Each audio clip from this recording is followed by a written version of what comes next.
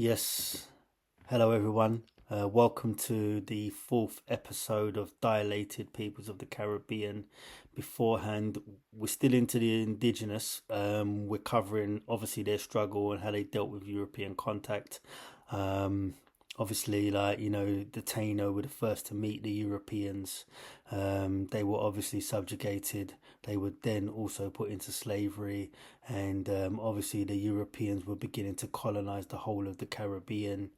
You've got the first colony in the Western Hemisphere, which was Spain in Dominican Republic around about the beginning of the 16th century or 1500s, whichever way you want to call it. And obviously now we're going to move on to the Windward Islands and the Kalinago, formerly known as the Caribs, who the Caribbean is named after. Anyway, let's start off and go from there.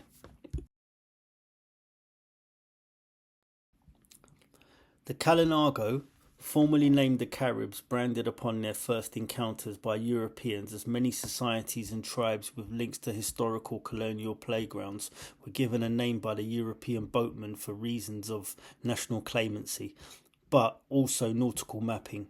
As of the last decade, the Kalinago reverted to what they were known as pre-European contact, thought to be the ancestral cousins of the indigenous Colonial tribe of Venezuela.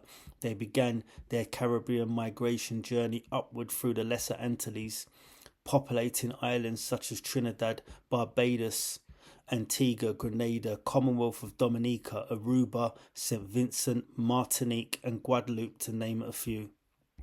Thought to have arrived in the Caribbean at some chronological point post-Taino inhabitation. There were signs that the Kalinago, a fierce warrior tribe, were in a state of overpowering the remaining tribes of the Caribbean in a back-to-the-future version of supremacy for natural selection. An obvious signal is that the males often spoke a different linguistic to females within the Kalinago society, which made for a gendered bilingual language structure. Transversely, conventionalism suggests languages spoken today are understood and verbalized by all members of that language group to which it is they belong. This nuanced development from the neighboring tribe, the Taino, in the north, may have spawned from a status quo evolutionary adaptation.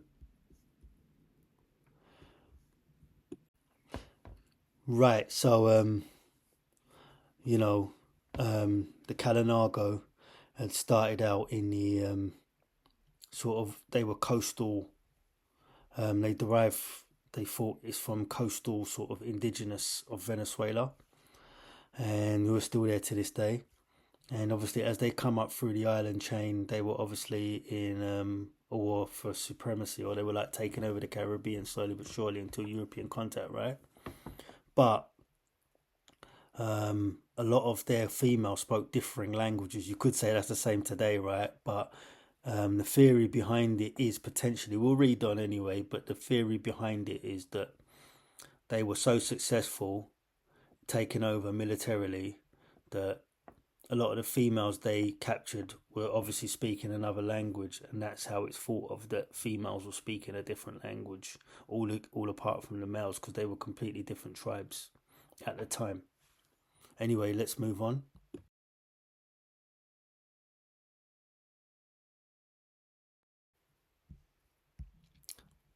The Kalinago, who are thought to be close relatives of South American natives, the Colonial, that managed to raft into the Caribbean from what would be contemporary Venezuela, were amid their own insurgencies. The Kalinago formerly were in the process of elimination of other tribes and attritionally spreading northwards, cruising along the island chain.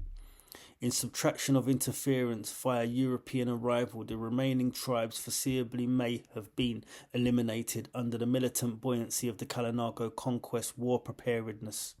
Therefore, it's most probable the explanation for male to female linguistic variation had to have been a win for substantial number of female acquisition post-conflict.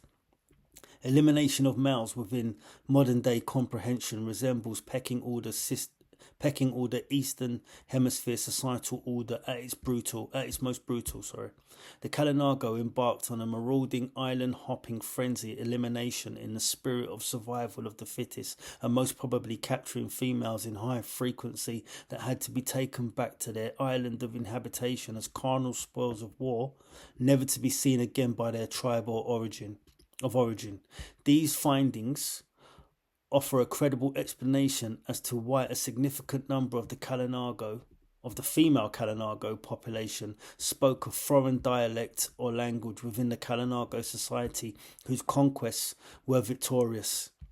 In modern day terms, this eventuality silhouettes oversubscription of foreign migration due to death toll efficiency, weaponry of today aided by highly concentrated areas of human inhabitation means casualties often occur indiscriminately, as well as being deluged beneath the scale of mass devastation, resulting in male to female survival ratio worsening upon supposed societal enhancement, which in a myriad of ways could be depicted as the more barbaric in comparison to antiquity, when inquisition takes place at the table of concern. Right, so what I was alluding to towards the back end of the last segment was, they say like we're more advanced, we're more civilized than a remote tribe that's 4,000 years removed, right? But you got to remember, they would have had just swords and not even swords, like they were in different age. They would have had just spears and shields, right? So who's more violent as a society, them or us in this world right now, where there's bombs, weapons? It's all about weapons. Yeah, even back then, 500 years ago, that could like basically kill en masse. Bombs, that's what they're made for, to eliminate like as many people as possible within that vicinity, right? So I was just saying that basically sometimes we could take a leaf out of antiquities book, because like how many people could you eliminate with just spears? But with the weapons that are around today, like who's more violent, who's worse, who's more uncivilized, who's more ungodlike? Would it be us, or would it be those Kalinago that are closer to the originality, or closer to how God would want us to be, So on top of that, obviously the Kalinago contradictorily, they were obviously in the throes of like overpowering the other tribes of the Caribbean. They were in their own insurgency. They were going from island to island, and obviously taking all the females to the victor goes the spoils, as they say in the old times. And they were slowly working their way up the island chain. And it's thought of, if there was no European contact, the whole of the Caribbean would have been taken over the Kalinago, with the Taino and the Segueo maybe being eliminated eventually by the Kalinago, is how it was looking, because they were a lot more fiercer as a tribe, as opposed to the Taino that were a lot more hospitable. They welcomed the Europeans, the Taino, but the Kalinago were completely different. They're known for being quite fierce, and they're from my island of the Caribbean, so they were known for being quite fierce from the European perspective. But really, when we look at it now retrospectively in hindsight, like they had means, they had good rights to be that way, because they were taken over. Anyway, let's move on.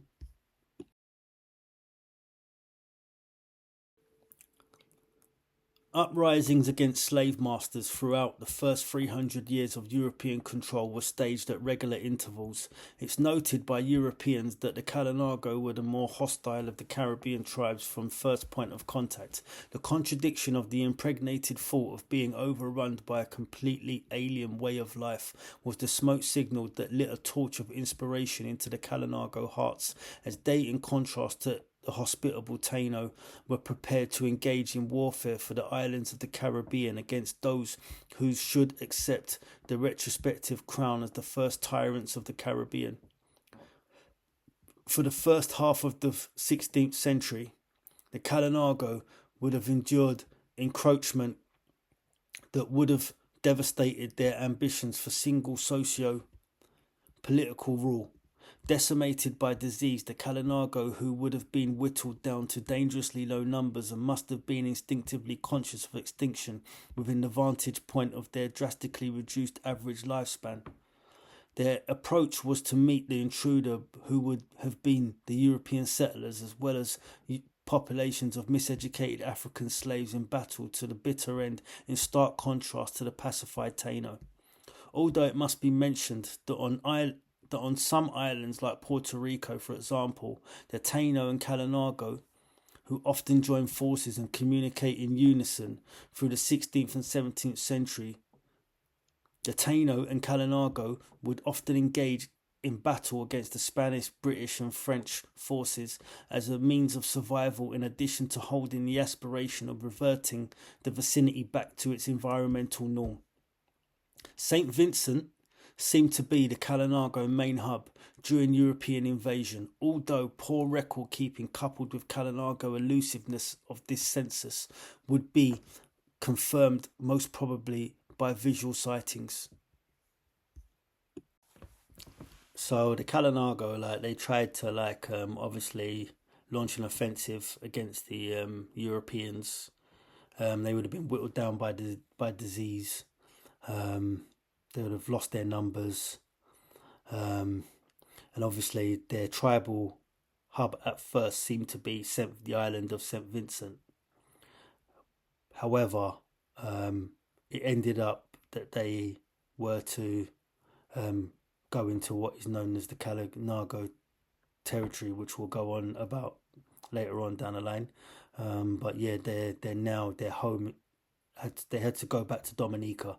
For some reason, it seemed safer for them. I think because of the terrain. I've been to Dominica myself. It's very mountainous, very rainforest-like, and you daren't go in there. And, it's very, very. When I mentioned something about the world not being yet floodlit, when you're in the Caribbean and it's like pure darkness in certain places, no light. Yeah, anyone can just pull up on you anywhere. Like here, you don't know how much light you actually have.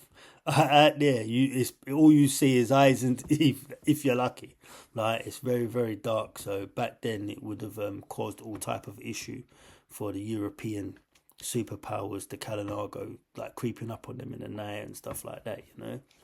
So anyway, we'll move on.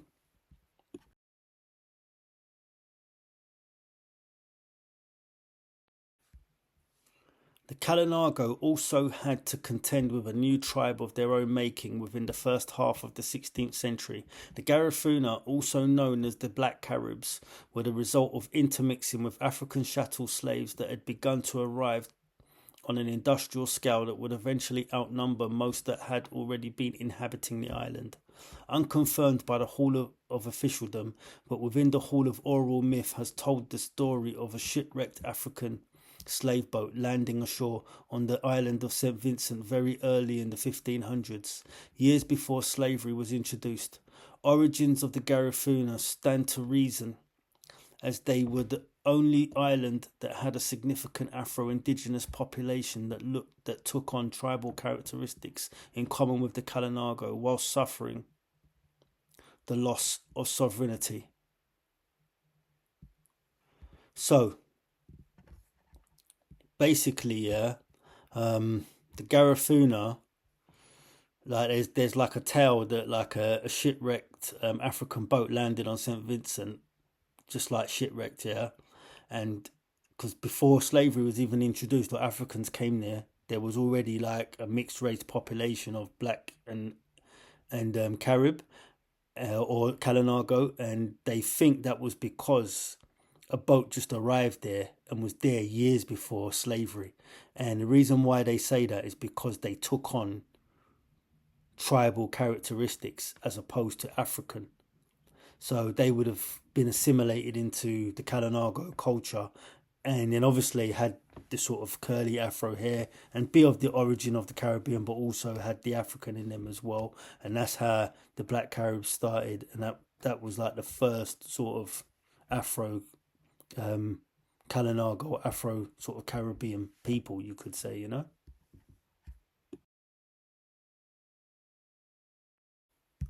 Around the 16th and 17th centuries, the Kalinago would engage in guerrilla warfare with the Europeans on all fronts. Concurrently, the Europeans were engaged in their own skirmishes, as islands would often change hands frequently, which as a byproduct meant islands in close proximity developing differing languages, let alone dialects. The result is you will find people from the exact same diaspora for generations divided by language. For instance, in the Commonwealth of Dominica, the people up until today recognise English as the official language. Nevertheless, they also speak a French-based Creole known locally as patois, which was a linguistic inheritance from previous administrations of the island being passed between England and France over many generations. The neighbouring islands to the north, Guadeloupe and Marie-Galante, still to this day fall under French protectorate. They speak fluent recognised French and will trade in French currency when the Commonwealth of Dominica remunerates itself in the use of the Eastern Caribbean dollar. Right. So basically, yeah, you've got Dominica, Commonwealth of Dominica, which is the island of my parents' background, right?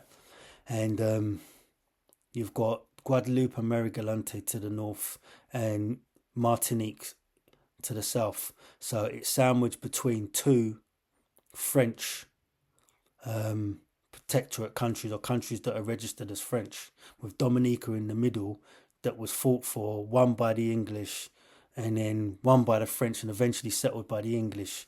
The English also tried to settle Martinique, but they failed. They tried, I think, just around the Napoleonic era.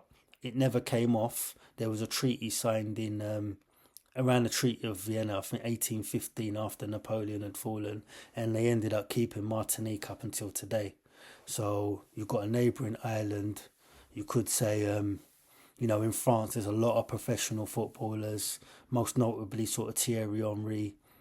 Like, he's from the island of Martinique and Guadeloupe, I believe. I was reading. So, there's famous people that you would know that are like literally cousin status of the island that I'm from, can proudly say. And like, we're all like pretty much the same diaspora, the same people. Just literally a boat ride, half an hour away, and you're speaking a completely different language. Even though they'll probably get along in the Caribbean, they'll understand each other. But we've gone separate paths, if you know what I mean. But 300 years ago, we were speaking the same language. And as I was reading, like, if you're coming from Africa and you pick up the trade winds, the Atlantic trade winds, the easiest route into the Caribbean is via the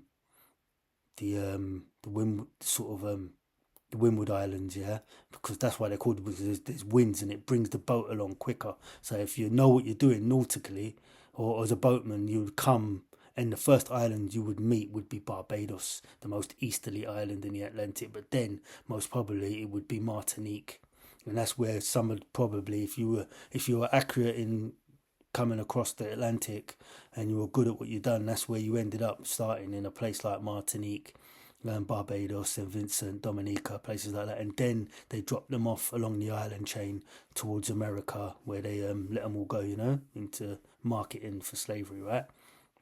But yeah, like, we are very, very similar, if not the same. And it's just good to highlight, because people don't always know the differences, and we're completely the same, but it was just under different administrations that spoke completely different languages. But we are of the same, you cannot get any close, we're of the same diaspora, even though you might hear all these flashy names and people speaking different languages, which is why when we look into each other's eye, when you're down West End, a French sort of Caribbean guy is looking at me, whatever, we know like we're pretty much the same. But it's just like we were split by like slavery, and but also like differences in linguistics. But we're not split. We still feel the one drop. We still feel each other, But it's just something I wanted to get out there and explain. Anyway, on to the next.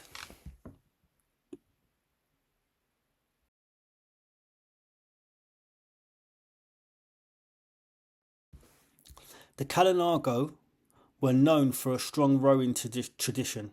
They often would keep great communication with the other tribes of the Caribbean because of constant transportation throughout the island chain. Their weapon seemed to be that of surprise. They became masters of the nighttime raid, with many complaints from European settlers that they had been attacked under cover of darkness that would have caused serious worry in a world that was not yet floodlit. The Kalinago would go on to fight for what was theirs for the next few hundred years. However, they began to dwindle in number as the African chattel slave and indentured Asian worker were to dominate the land mass of the Caribbean. The Kalinago were the first tribe to survive the period of slavery. In the early 1900s, after 300 years under the harshest elimination process, they secured what is now known as the Kalinago territory. The Kalinago at some point would have been forced to up sticks from St. Vincent as the tribal outpost and retreat to what was seen as their tribal headquarters. Dominica, for its endless swathes of mountainous jungle terrain, made for the perfect environment that would offer protection from slave masters or militia, or European militia searching for infliction. Over the 300-year anti-slavery movement, the Kalinago managed to consolidate position in Dominica. Along the way, the Caribs of Dominica, as they were known, earned a fearsome reputation for a warrior breed that was to be followed into the rainforest jungle at one's own peril. In the new age of cultural preservation, respect for antiquity, and in memory of past atrocities against indigenous across the world, the Kalinago is now protected by constitutional law, with some manipulation amounting to political self-autonomy of their region. The territory and culture, just as it is in the DR and Puerto Rico, is in full resurgence. The population, from the depths of existence, has experienced surging, flowing to roughly 3,000 people, all of whom can lay claim to ancestral DNA they trace back to the Colonial of Venezuela. So there we go. I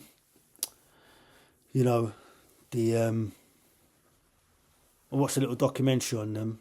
They're obviously descendants of the Colonial. They're like a coastal tribal group along the coastline of Venezuela, because I always say the Caribbean, if you look at it, if you go down and look at that globe near King's College, you will see like the Caribbean in another world is just a few scattered islands off the coast of Venezuela. Venezuela is a significant landmass. They make it seem small on the TV. It's huge, right? And that's where they come from eventually. That's where they come from originally. And they were whittled down. They managed to see out slavery, and they managed to secure like their own land within a land and have some type of self-autonomy to where they've got government and protection now. But they survived as a tribe. Like they didn't, like the Taino, they were, the difference between them and the Taino was sort of made extinct but live on through DNA. When the Kalinago are clearly still there in their purest form and uninterfered with in some ways, in some respects, and still have a stronger tradition. And they fought for it against a force that was 4,000 years more advanced in terms of warfare, you could say, due to cultural exchange. And they managed to secure the Kalinago Reserve or territory, which is in Dominica, the island of my background, I keep on saying. And very, very proud. Very, very proud, because they were up against the superpowers of the world.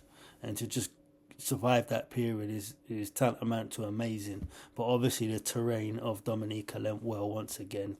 Very, very mountainous. Very, very dangerous to go in there.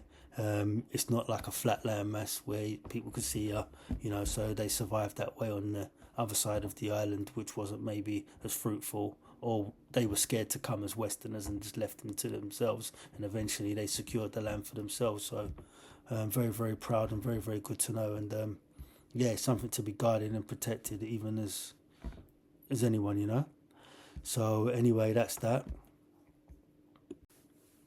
Right, so just in conclusion, I think I just concluded quite well anyway, but so that was the Kalinago.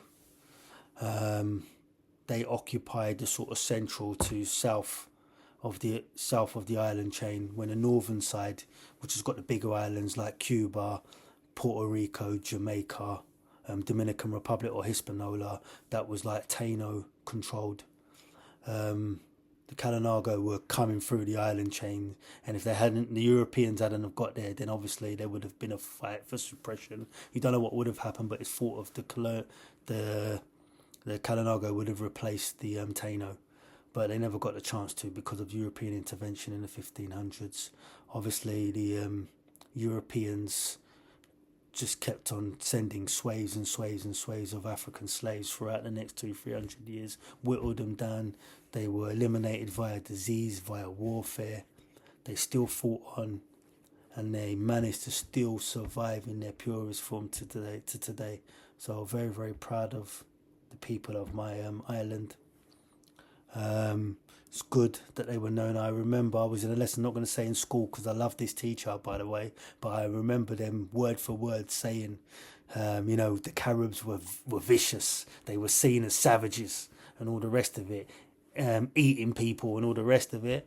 And I never thought nothing of it as a 12, 13, 14-year-old kid, but they were just fighting for their existence, man, and what was right, and very, very proud. Very, very proud to say I come from these people. Very, very high probability. If I look at my grandmother, and her side and all that, very, very high probability, My grand looks like them, and her mum looks like them even more. So, most probably, definitely. But anyway, I hope you've enjoyed this episode. Anyway, once again, deliver this message straight to your heart because it's from mine. All right, I've enjoyed this one. Take care. Blessed to all. Love to everybody. All right, take care. 1.